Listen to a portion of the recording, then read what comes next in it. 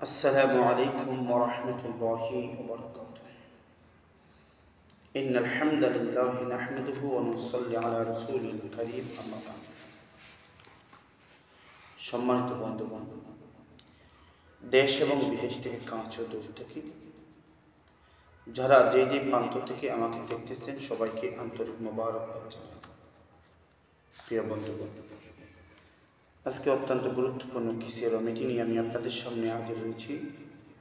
আমি সাথে রয়েছি হাকিম নুরউদ্দিন আহমদ ফরাজি। প্রিয় বন্ধুগণ, যাদের লিঙ্গ শক্ত হয় না, যাদের লিঙ্গ একেবারে দুর্বল হয়ে গিয়েছে, যারা দীর্ঘদিন যাবৎ অস্তবিতন করেছেন,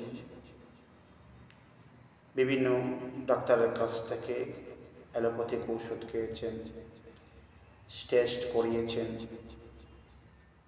কিন্তু লাখ লাখ টাকাও ব্যয় করেছেন, কিন্তু এখনও আপনার লিঙ্গ দুর্বল, নুয়ে পড়ে যায়, একেবারে নরম হয়ে গিয়েছে, যাদের অন্ডকোষ চুলে গিয়েছে, এইগুলোর একটাই রোগ, যারা দীর্ঘদিন যাবৎ অস্তবিতন করেছেন এবং অ্যান্টিবায়োটিক ঔষধ, ওয়ান টাইম ঔষধ সেবন করছেন, এই জন্য তা হয়েছে।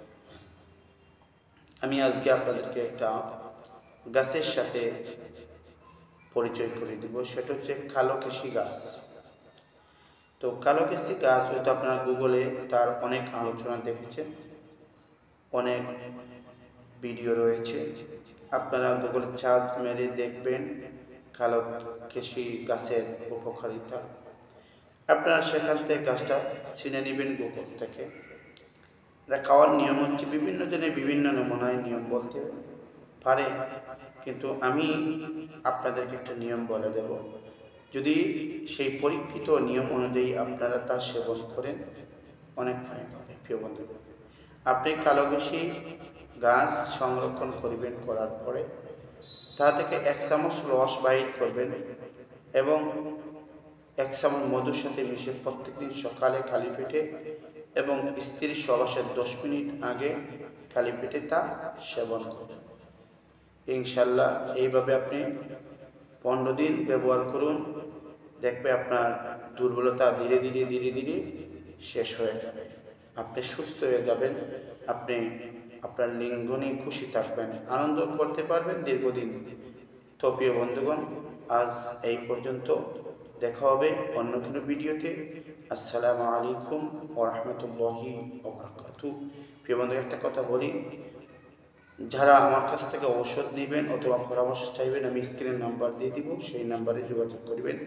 আগের যে নাম্বার ছিল সেটা আমার নষ্ট হয়ে গিয়েছে, এটা হেরে গিয়েছে। প্রিয় বন্ধুগণ, সেই সিমটা তোলা আমার জন্য সম্ভব হয় নাই, এই জন্য আপনারা আমার নতুন নাম্বারে যোগাযোগ করবেন। তো আজ এই পর্যন্ত। আসসালামু আলাইকুম ওয়া রাহমাতুল্লাহ।